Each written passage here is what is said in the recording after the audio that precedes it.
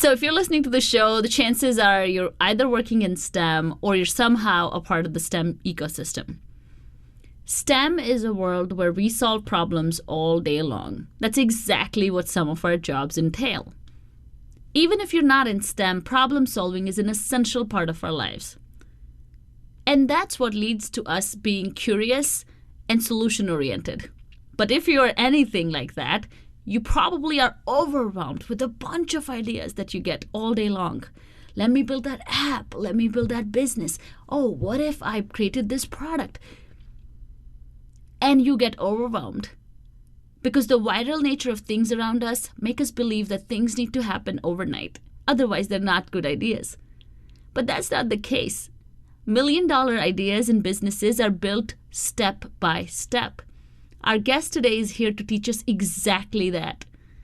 Arjita Sethi is a serial entrepreneur, an inspiring immigrant, and the founder of so many incredible companies like Equally, who are making education platforms that are changing how children learn.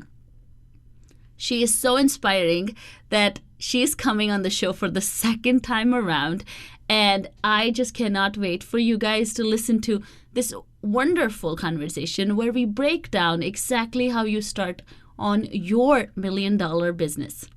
So let's get started for this amazing conversation. Hi there, this is Prasha Dutra, and I'm passionate about helping you unlock your true potential in your science, technology, engineering, and mathematics career and beyond. Less than a decade ago, I moved to the US from India to live my American dream. I took my engineering career to the next level by starting my own consulting and coaching company while thriving at my 9-to-5 job. Money, time management, career planning, and personal growth are all things we'll discuss here. From expert guests and their stories to my own lessons, this show is an ongoing masterclass in how to believe in your brilliance and conquer your STEM career with confidence. Get a pen and paper and get ready for an education you wish you had in school. This is Her STEM Story, the podcast.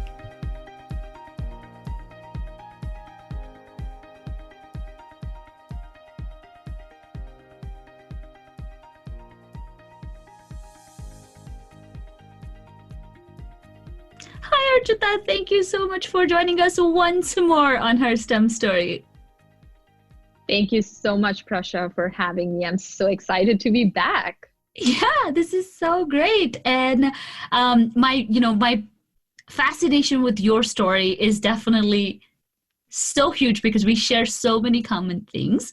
And in our last conversation, we touched up on all those things as well. So I will link your other episode in the episode notes so everyone can go hear all about your STEM story and all the things that we have in common and what makes you super, super special beyond your entrepreneurship as well.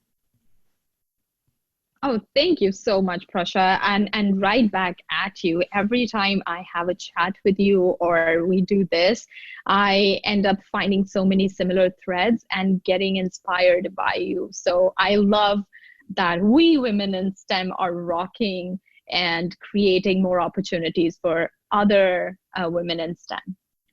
Oh, yes. Awesome. So, today's kind of scoop of the day is like how you build 3 businesses and how our listeners can do that too. So, to get started, first I want to know, how are you doing? How's your week going? I know so much going on in the world, and we're all kind of in lockdown mode right now. So how are you doing? I am doing fantastic, Prasha, actually, because this weekend I had a webinar called the Ultimate Founder Fundamentals, where over 50 people showed up, and it just filled my heart with so much joy to see so many people wanting to begin their journey as an entrepreneur, and for me being able to help them and figure their initial steps. So I'm on the top of the world right now. I'm still savoring that Sunday webinar. And how have you been? Good, very good. And I have utilized every ounce of time from this this kind of paused state of the world. I'm probably one of the most chirpiest people right now. I don't think I'm sadist, but I'm just looking at the bright side and really passionate about leading people through this, because I think the world needs leaders right now in every capacity, in every place possible. Absolutely, absolutely. I completely agree. Yeah, so that's what's been up. So tell us a little bit about your three businesses. So these entrepreneurial ventures are just extremely inspiring, and I want to learn more about them and also have our audience learn more about them. Oh, thank you. Thank you so much. So, Prasha, I started my journey as a founder when I was 16. And my first startup was right while I was in high school, because I was bored and I was not really excited about what was going on in my high school. And I went ahead, became a co-founder in a vocational school with my mom. So that was my first startup. And then 5 years ago, I joined as a co-founder in the Startup India initiative, where we are helping grassroots entrepreneurs in India get access to all the kinds of resources and all the kinds of mentorship and help with their financial situations. So that's what I've been doing. But right now, most recently, I am the founder and CEO of Equally. Equally is an edtech platform that makes kids connect with the real world and engaging them in wellness and learning at the same time.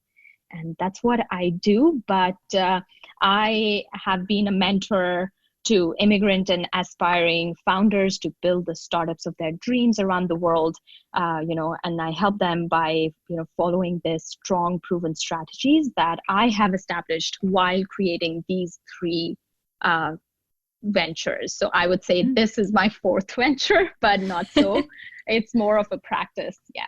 Yeah, no, that's awesome. And I absolutely love, the whole portfolio that you have in terms of, education ventures. And then also kind of the theme is education, but you're using so many different ways of educating people and then kids too through Da Vinci. And it's just so refreshing and inspiring to see a female founder doing, so well in entrepreneurship, which is still highly male dominated, right? Yeah. Thank you so much, Prasha. Yeah. In fact, when I came to Silicon Valley 6 years ago, I came with this idea of that, hey, in the US, equality is really great. Women are given their rights and everything. And bang, I come here and I realize there are no founders who are women, let alone immigrant founders or people of color. There are barely any founders that are women. And women end up getting almost just 2% of the venture capitalist money when it comes to even raising funds. So it was a very shocking reality that I had to accept. And being the entrepreneurial person that I am, I knew I had to figure out a way to brave these circumstances and create toolkits and frameworks for me to be successful. Mm-hmm. So you do all these different ventures, and again, you are very, very multifaceted, entrepreneur. And you do speaking, and you have a TEDx talk, and you have all these great things going on. But what would you say is your superpower? I think so. I have this hashtag on Instagram that I use a lot, and it's called My Experiments with Entrepreneurship. And I think that's my superpower. I experiment a lot. Any idea that comes into my mind, my first reaction to it is, let me go out and test it. Let me see what happens. I'll give you an example. A month ago, when the shutdown happened and the schools closed around the world because of coronavirus, I just came up with an idea on Friday afternoon. Schools shut down Friday night. We thought, why not launch a virtual school at home for parents who are actually figuring homeschooling? And I did not want to spend any money or invest any money. I just wanted to test it out. So we created a very early prototype, put out an application form to see how many people would join in. And the class is sold out. People are paying for it and they love it. So it's basically, I think my superpower would be just the experiments that I run, and that gets me to the right answers. So people see all the success and all these ventures I've built and the $1 million businesses that I've created, but at the back of it have been many, many experiments. Yeah. And I think it's so interesting because in STEM, throughout our education, we have to do experiments. And for whatever reason, once we're done with school, we kind of shut this whole idea of experimentation out of our lives, and we get more and more, comfortable and less experimental, right? Absolutely. Absolutely. I completely agree. And that is one of the reasons where I have been so devoted to my mission of education, because I feel there is such a need to revamp it and innovate in education, no matter for kids, for grown-ups, or even for entrepreneurs or founders, for everyone. We need to find a better hands-on way of education that seeps deep into the brains and minds and becomes a second nature. Yeah, no, definitely. And I think, again, as you said, you can't have entrepreneurial success of any kind unless you trial and error and fail and learn and then do it all over again. So what do you think is that one thing that women, especially because we're so afraid of failing, right? It's such a hard thing to fail. What do you think is the one thing that women can do to kind of overcome that? And I bring this to women because I talk to a lot of aspiring entrepreneurs and aspiring, people who really want to do more with their lives, but they're just so afraid to even post that story or to even post that blog because somebody is going to not like it. So what do you think that we can do to kind of overcome that from your experience of trial and error? Yeah, and that is such a great question, Prasha, because this is what, even before answering this question, I want to take a moment to validate and let the listeners ask themselves if these are the fears that they have. The first thing is, hey, if I put something out there, what if it's not the right thing and people don't like it? That's the first, that fear, that underconfidence, and that nervousness around people are not going to like it. The second fear is I'm all by myself and I'm lonely in this journey, and people surrounded around me are telling me, why can't you just do the normal thing? Do your job, or just do the 9 to 5 thing, have a nice life, get married by then, retire by then, and then, this is the true life, the normal life that you're supposed to live. Why do you want to be different? And we get lonely, and we are scared as humans to be lonely.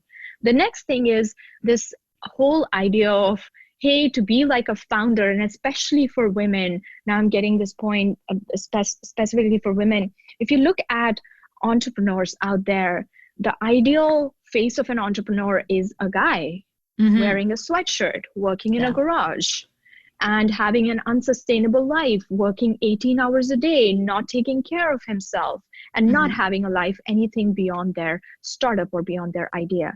So these are few things that women, first of all, that there's this fear. The second thing is there are not enough role models or stories that they can emulate, or role models that they can reach out to. I spoke to this founder today, and she's joining my 4-week Dreamers to Founders program, Prasha. And she told me, thank God I met you, because before you, I did not know any female founders. Again, let alone immigrant founders or people of color. I did not know any female founders, and you've become my role model. So I think if I have got this success right now, it is my obligation to give this back to the community and make more empowered women. So I think this is what is happening. You only become what you see. Yeah. And we need to be out there to show people that this is what success looks like. Yeah, definitely. And I think another thing that, this kind of segues really well into is that, the idea of a business, like business, it seems that is a dirty word for some people because it suddenly makes them this, capitalist monster who's going to ask for money. And, this, I think when I coach women and when I talk to women and when I work with women, this is one thing that I have seen again, that the hesitation to really make it a business, or the hesitation to really ask for money, is also a big part of like not becoming successful founders, because we don't even want to call it a business.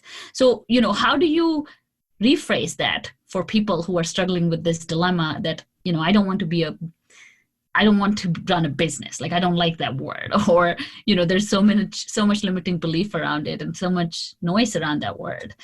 So how would you kind of rephrase that, It's such a great point. So I spoke to this founder on my webinar on Sunday, and right after the webinar, Prasha, I think people were going through Q&A, and he said, how do I register and work with you? Because I want to become like you, because all my life I've been struggling with this one thing. I run a nonprofit, and the moment I charge for something, people are saying, why aren't you doing this for free? And to be honest, I am living in scarcity and I'm not able to focus on my mission. Now, I want to ask all these people who are thinking business is a bad word. Is it because we have given this word business and associated it with corporations who go away, steal your data and, do bad things, and that's why making money is wrong? I would like you to switch that mindset, and all the women to actually think about who is going to be working the most on the idea that you're building. What is the most important resource in this company? You. And if you are not living a sustainable life, a good life, a healthy lifestyle, this company is set for failure. Yeah. And I did not learn this my own way. So we have investors who have backed our startup equally. And those were the investors, many of whom said, are you guys paying yourself well enough to live a good life? Now, these are the questions that we never even thought of. If 3 years ago, you would have told me that today I'm just working 6 hours a day, running 3 startups, teaching at 2 business schools, and running my mentorship practice. If somebody would have told that to me 3 years ago, I would have said, oh, please, just I don't buy this at all. You are trying to tell me I'm in this to make money. I have realized that I have to nurture myself to be able to give back. And even if you are not convinced, all the listeners, you're not convinced now to take it as a business, remember, charity begins at home. Even if you're starting a charity, please feed yourself, be sustainable, be healthy. That is the only way to become a great entrepreneur. Yeah, no, definitely. I think nobody aspires to be poor. Yeah. Right? Yeah. Like, you don't put that on a vision board. Even if in your head you're conditioned to think like that, you don't aspire to be poor. And poverty is not, it's not something that can sustain a society. That's the whole point, right? Like, when you build a business, you support society. You support income, you support other households, and you give back even in even more powerful ways than you do through charity. So it's like, teach a man how to fish, don't fish for him. There's a huge difference, because if you do that, then, the work that you're doing and, is more like, okay, we're going to teach these women to, and then these people and founders to actually go ahead and do all the things that you did, so that they can continue to bring that success, not once, but all the time, And so I think if you can't sell your mission in one way or another, because even if you're a nonprofit, you're going for grants, you're still selling it. You still have to convince people that you are going to bring this money back or make an impact, and then measure that impact, right? And I think it's more harder to do that because grants are slim, like they're hard to get. So it's interesting that, how we kind of associate some words, and we then let those associations and beliefs guide our lives. Yeah. And I think also, if you look at homes and the way homes are designed, is generally man is supposed to care about the money, and women are supposed to care about nourishment and nurturing and taking care. And all these things are good and mission oriented, and they don't involve money. I think a lot of us have been nurtured, although in my household it was very different. My mom and dad were very equal partners. So for me, when I went ahead and started thinking about being financially independent, it wasn't a new thing. But I see this struggle for women. It is okay for Mark Zuckerberg to make $1 billion, but it is not okay for me as a woman to do that. And I see this all the time, even in salary negotiations, at venture capital meetings, when you're seeking investment, we undersell ourselves because we in our mind have thought that we are not worth this. If we put a price on this, that means we are evil, greedy, and exactly bad people. That's not true. And so we're here to change that, right? And you're here to change that with all the great things that you're doing.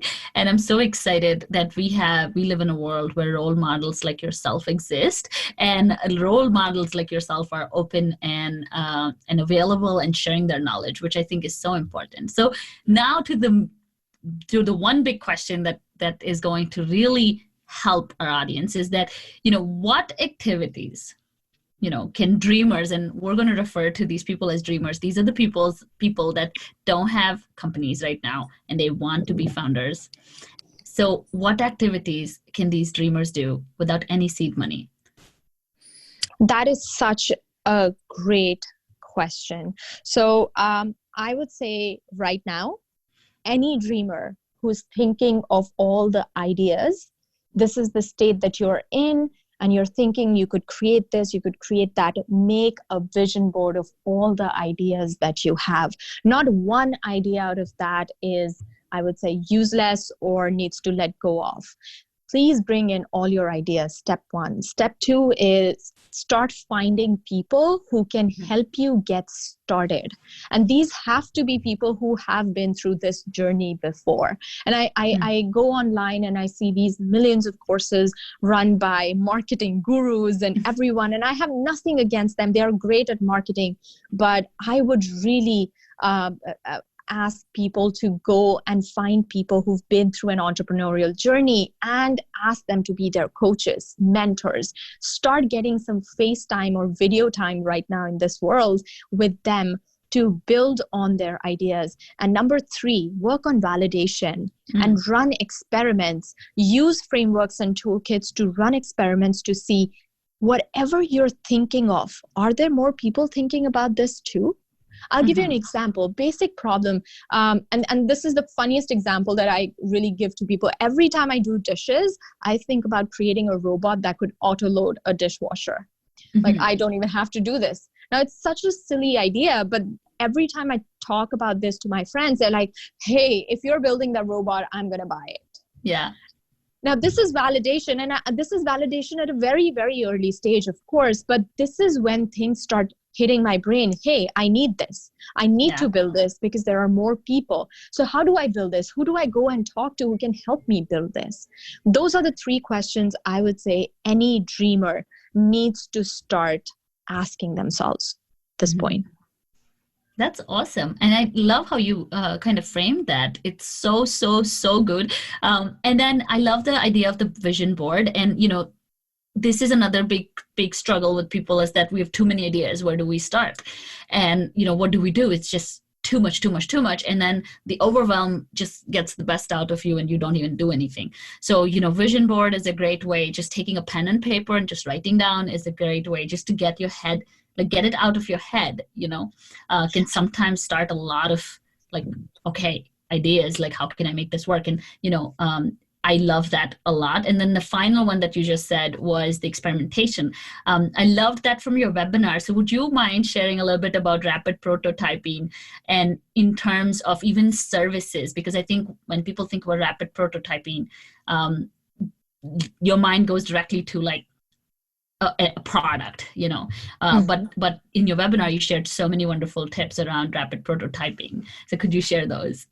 Yeah, absolutely. So this is, like I said at the beginning, I have this hashtag my experiments with entrepreneurship, and I've been running all my startups and all my ideas and validating them through different experiments. And I'm a big fan of getting to the ground, getting your hand dirty, and figuring out how best to create something before investing millions of dollars into it.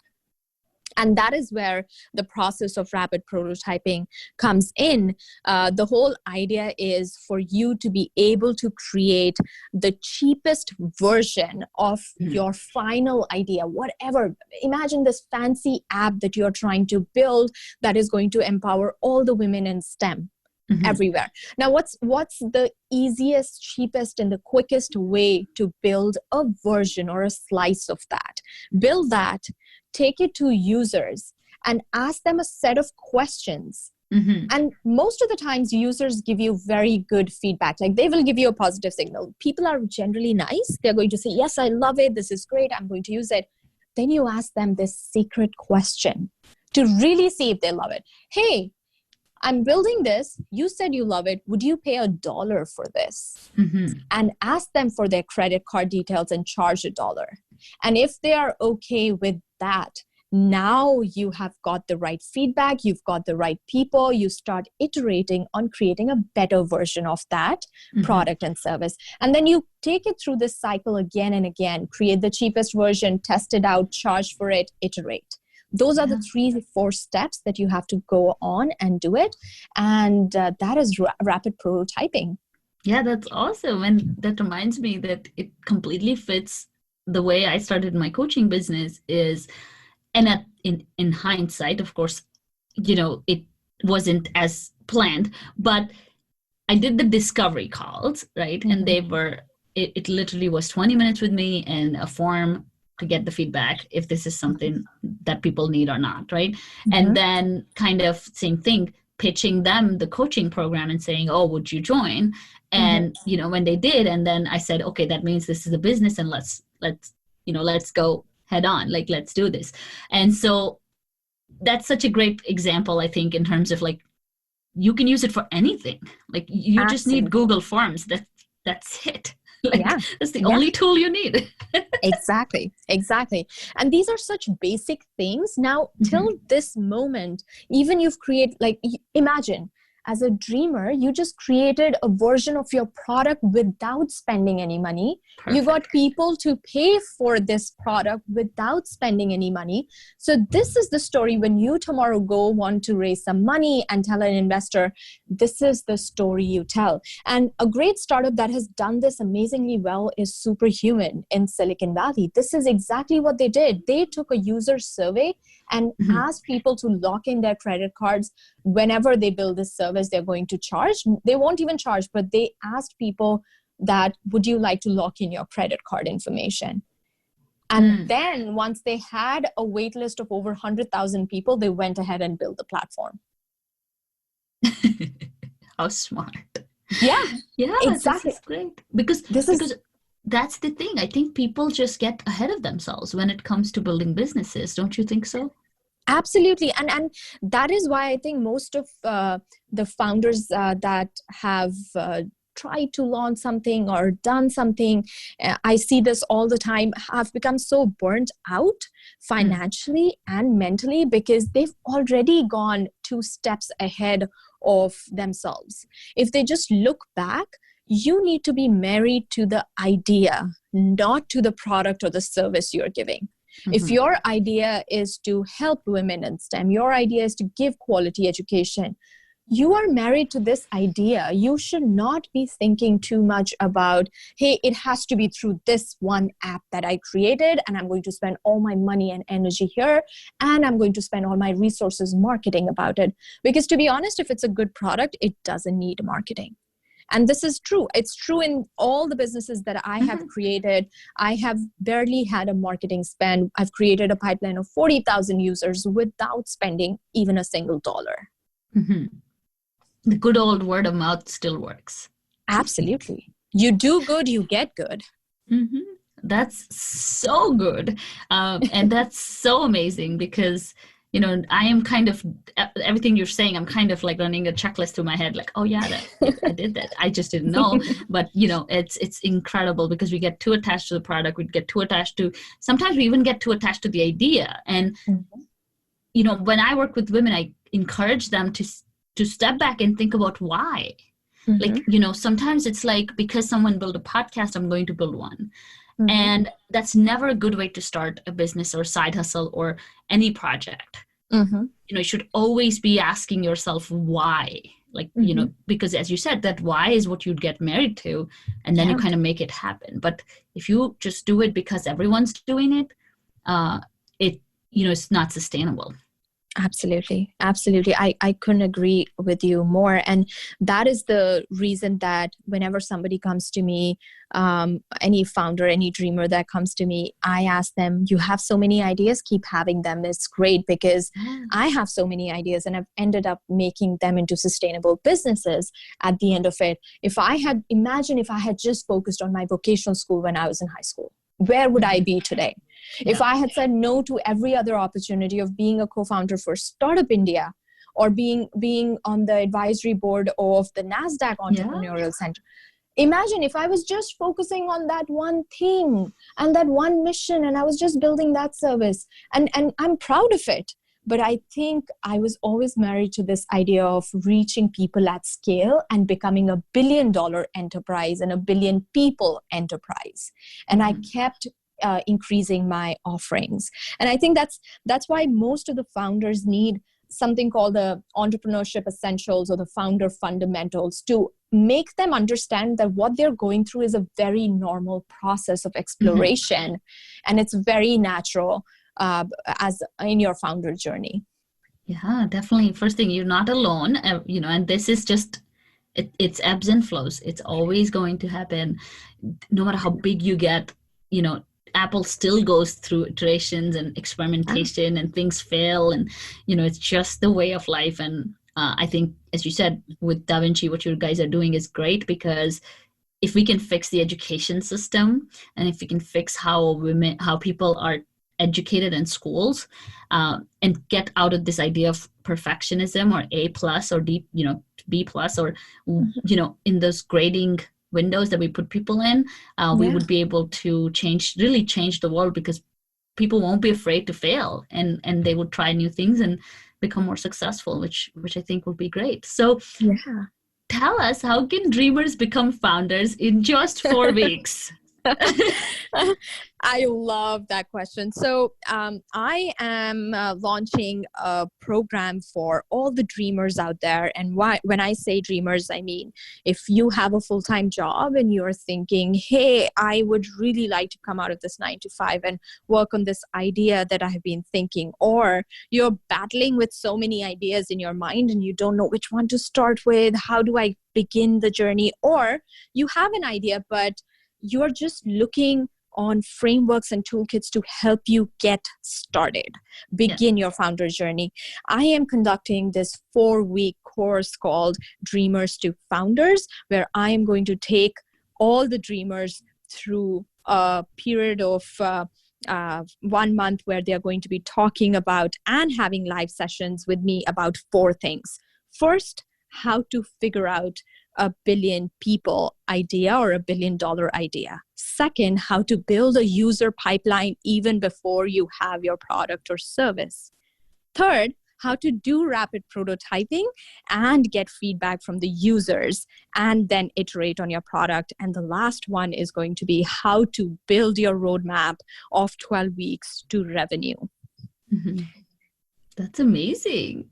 Yeah. And this is what we're going to do in 4 weeks. You're going to live the life of a founder and you're going to have live trainings with me, and I'll be walking you through all these frameworks and toolkits that I have built over 16 years and 3 startups. That's awesome. And the links for the program are in the episode notes. And you can always follow Arjita for next classes or other offerings in terms of how to become, how to go from a dreamer to a founder. And she's just getting started. You're just getting started. Everyone's just getting started. That's what I want to tell them, that I just started a new product a month ago. So you, as a founder, you are constantly getting started, and we just need to be comfortable with that. You kind of get hooked to that launch, right? I know. It's addictive, Prasha. I cannot tell you how much I crave that excitement. The moment things get a little boring, I'm like, okay, I have to do something new. I know. It's addicting for sure. So, tell us, how can women start believing in their brilliance as international entrepreneurs? This question is so close to my heart because, again, the mission of the podcast now is more so helping women believe in their brilliance. So, tell us how our listeners can do that. I'm going to give literally a couple of steps, Prasha, for women to start doing right away. Make a list of people who you want to be connected with, who are your role models, who are inspirational for you. Go and reach out to them on LinkedIn, on Instagram, on Twitter. Talk to them, get a one-on-one time with them, a virtual coffee time with them, and ask them how did they get where they are. And third, ask them to mentor you, to coach you. Get coached, get mentored by these women. Because remember, they have gone through that life cycle that you are going through right now. I know as an immigrant woman, when I came here on a dependent visa, I wasn't even allowed to be a volunteer. And then I realized, wait, I can start a company as an immigrant.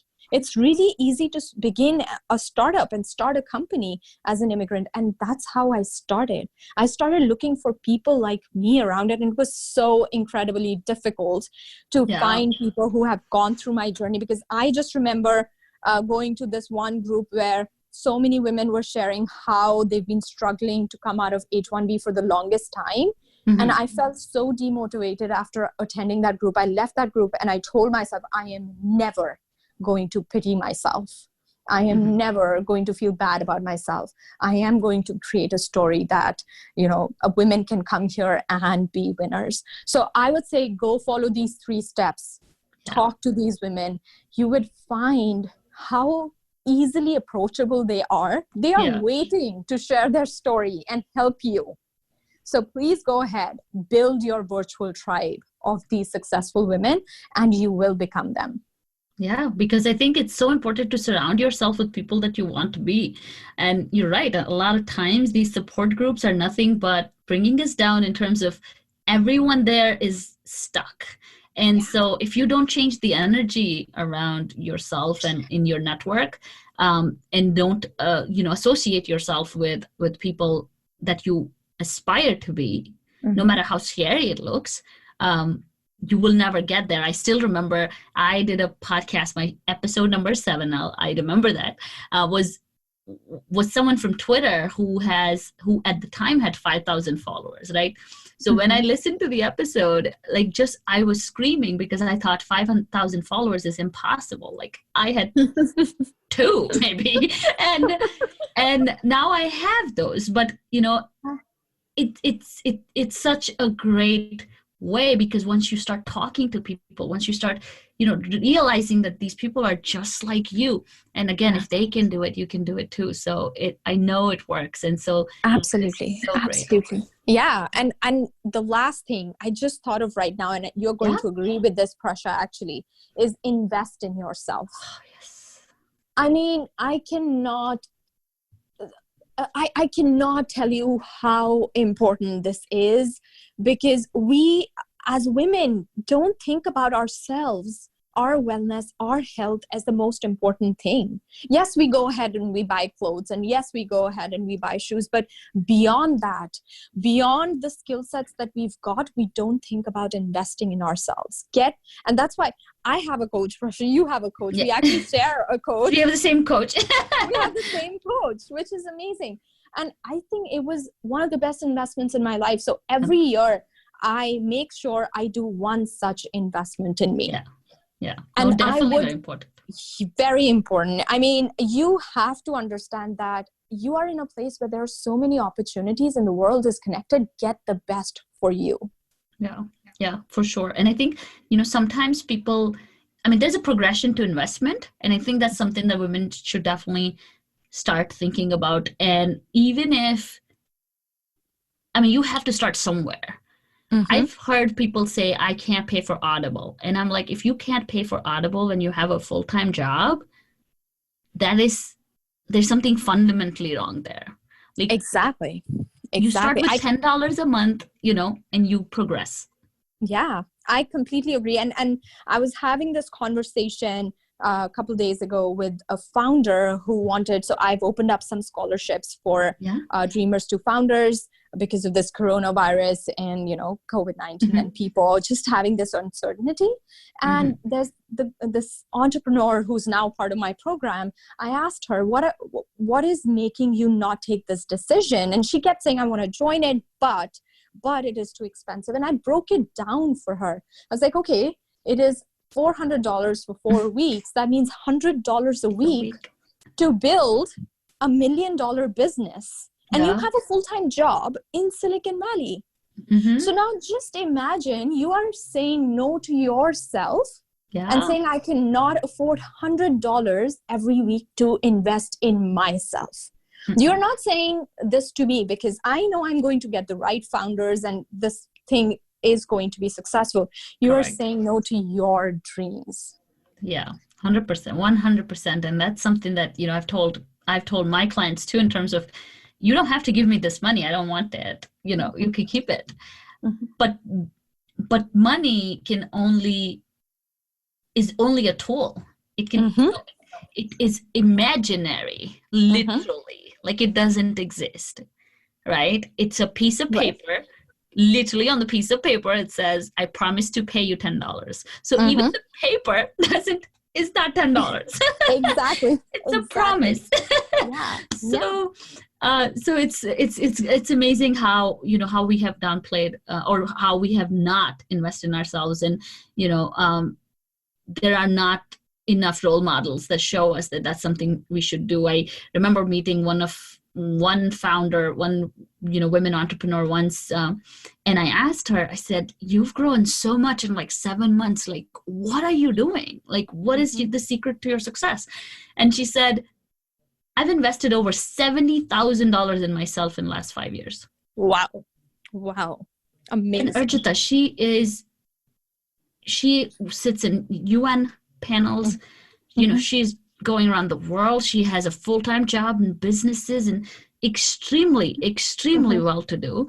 And that's amazing. But it comes from that, and it doesn't mean anything because she's going to bring that 70K back and more for the years to come. Absolutely. Yeah, that's amazing. Awesome. I love that. So we'll have the link in the episode notes for people to sign up. It starts on May 2nd, the first class. But if you're listening to this after May 2nd, I'm sure Arjita has a bunch of things planned for you. So make sure you check the episode notes even then too. So before we let you go, Arjita, my favorite question, what's your favorite recent book? Recent favorite book. I kind of strangely knew that you were going to ask this question. But I have been really slow in my reading schedule the last couple of, I would say, months, because I've just been working on building this program for founders, because I knew that I had to give back in some way or the other all this knowledge that I have gathered, because nobody was talking about it. But I did manage to read an amazing book, which I would love every dreamer to read. And it is Range by David Epstein. And the book basically talks about how you do not have to be master of one trade, but jack of all. And all the successful people in the world are those people who are jack of all trades. And he says something very interesting. He says, we learn who we are in practice. And the second phrase he says is exploration and experimentation are the key to people's success. So this is literally what I believe from the bottom of my heart. He gives an example of Roger Federer, who did not start playing tennis very late in his life because he actually wanted to play soccer. Yeah. And he pursued soccer for the longest time. And eventually he became the best tennis player because he was an athlete in his mind. And most of the other players are just tennis players. They don't become overall athletes. And he's one of the few people who has even today been winning, even though he's in his, 40s? And he's winning the titles back to back. There is no person who can actually compete with him. And that is because these are the people, the generalists, who are not experts in one field. They have pivoted their field from one to another, another to other, and they know so much about the breadth in the world instead of just going into depth. So I would suggest, as a dreamer, as a founder, please read this book, because a lot of people ask me this question: how can I be the CEO of a tech company if I'm not a coder? Well, you can. Mm-hmm. You totally can. So yeah, that's my favorite book right now. Awesome. That's wonderful. It's always such a pleasure talking to you. And I always learn so much from you, and I look up to you so much that, it just fills my heart. It's going to be hard to go to sleep tonight because because I'm totally energized. And again, thank you so much for taking the time and for actually sharing your knowledge with everyone. And I'm so excited to see all the founders that are going to come out of this program, and for all the founders that are going to learn from you in the future too. Awesome. Thank you so much for having me, Prasha. And I cannot say this enough. Thank you for your mission and for building women up and giving them this opportunity and getting them ready for, this future that you and I are going to build together for powerful women. Awesome. Thank you so much. Oh my God, that was so great. This is exactly the kind of content I want to bring you every week. So don't forget to subscribe, rate, and review the podcast. Follow Arjita and all her programs by using the links in the episode notes, and sign up for my newsletter, because if you're on my email list, next week I'm making a big announcement that you don't want to miss. So make sure you sign up now, because this announcement is going to be so exciting that you will have major FOMO if you missed it. So to be the first one to know about it, make sure you sign up for the newsletter. I'll see you again next week. Thank you so much for listening. Bye.